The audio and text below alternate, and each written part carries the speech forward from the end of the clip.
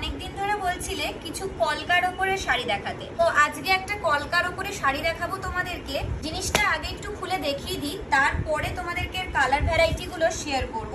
আজকে এত সুন্দর একটা শাড়ি যেহেতু নিয়ে এসেছি, সবার আগে শাড়িটার কালারটা একটু দেখিয়ে এই চলে যাচ্ছে আজকের এত সুন্দর একটা শাড়ি।